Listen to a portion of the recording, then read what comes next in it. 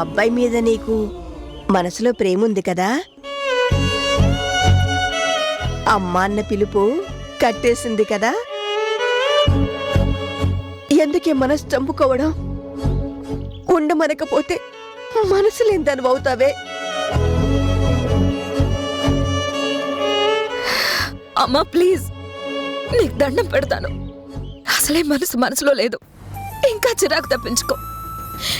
కాసేపు ప్రశాంతంగా ఉండనివ్వు ప్లీజ్. పోను పోను దీని గుండె బండరాయి అయిపోతోంది.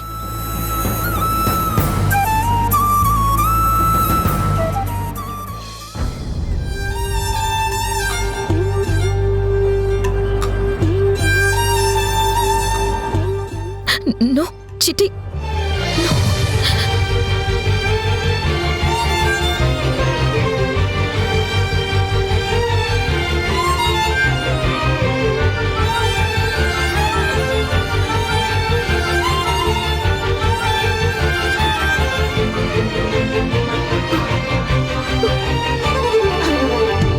తప్పదంటావా? మాటిచ్చాను, తప్పలేదు. ఎక్కడున్నా 10 కాలాల పాటు చల్లగా ఉండు నాన్న.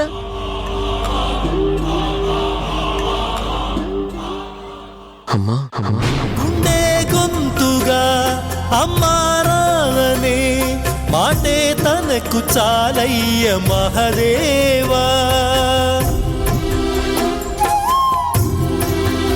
తల్లి కొడుకునోసారి కలిపేవా చనుబాల తీపి తెలిసుంటే ఈశా.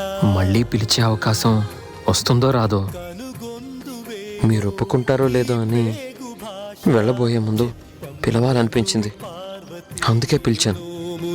చిందో ఏ పూజ చేసిందో పరమేశ నీ వరము పొంది మురిసింది ఈ కన్న తల్లి. ఏమనుకోకండి. అవును, నిన్న మీరేదో అడగబోయారు. బుజ్జి వచ్చి మూడ్ మార్చేసింది. ఏంటండి అది? ఇప్పుడు అడుగుదాం అనుకున్నా అడగలేని పరిస్థితి. అది నాకు బాగా అర్థమవుతుందండి. అడగవే.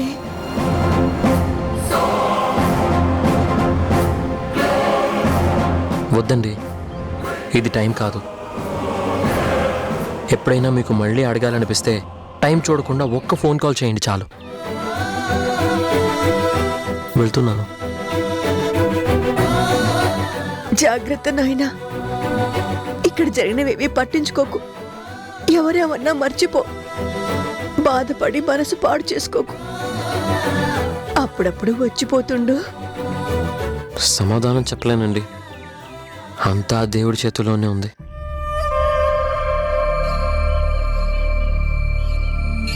ఇన్నాళ్ళ దూరం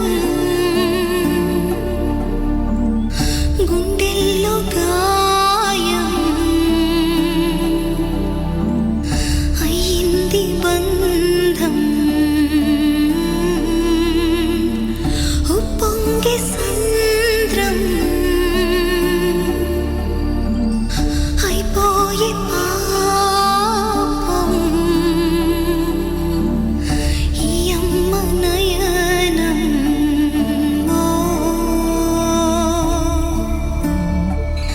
విడిగా నలిగే బంధాలు మమతే కురిసే మనసే తడిసే వేళ. అంకుల్, మీరు చెప్పిన లొకేషన్లో మెడికల్ క్యాంప్కి కావాల్సిన ఏర్పాట్లన్నీ ధీరజ్ ఆల్రెడీ చేశాడు. నువ్వేం శ్రమ పడాల్సిన అవసరం లేదు. మేం బయలుదేరబోతున్నాం. నువ్వు వెళ్ళి రెస్ట్ తీసుకో.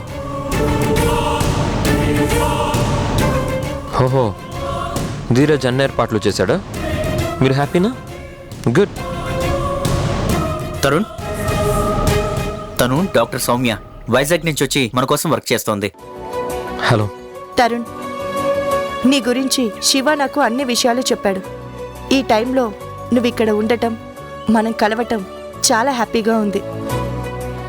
ఆహా, వీడి మీద ఎంత ప్రేమ చూపిస్తున్నారు. ముందు వీళ్ళని మావయ్యకి దూరం చేయాలి.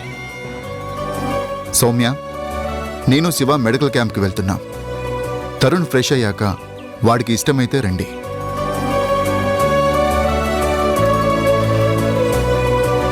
శివ పద. ధీరజ్ కమ్. మావయ్య రండి.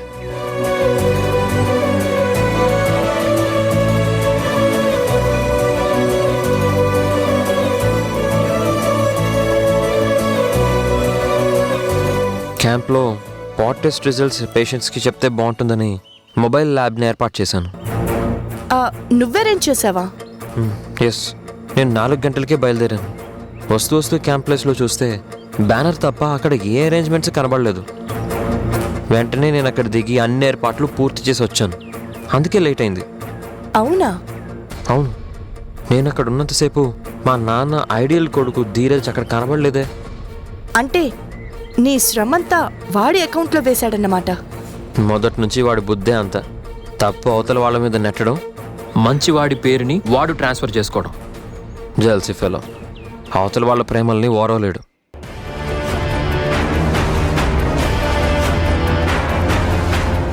వాడు రోగ్ అని వచ్చిన వెంటనే తెలుసుకున్నాను. ఇప్పుడు వాడి క్యారెక్టర్ మొత్తం తెలిసింది. ఆ రాస్కల్కి ఎలా గుణపాఠం చెప్పాలో అలా చెప్తా.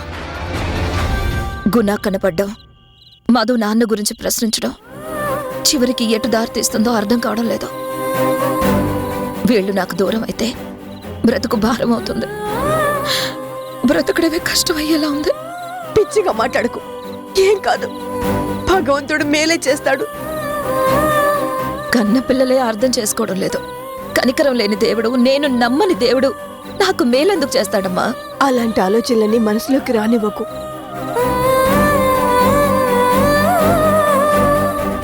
మీ బిడ్డలా, ఓ నమ్మిన బంటులా ఆసరాగా నిలబడతాను.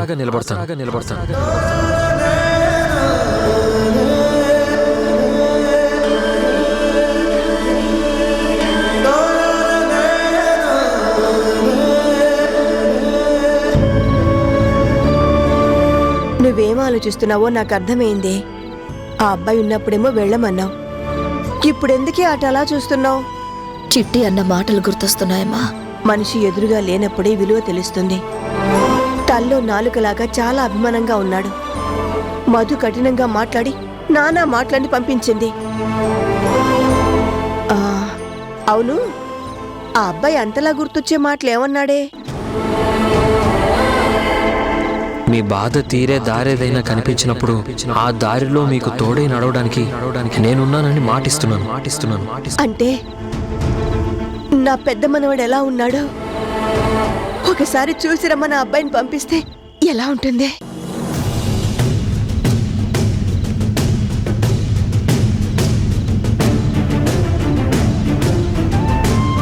దీని మనసు వాడి మీద లాగుతోంది. మళ్ళీ ధ్యాస మారకముందే దీని చేత ఫోన్ చేయించాలి.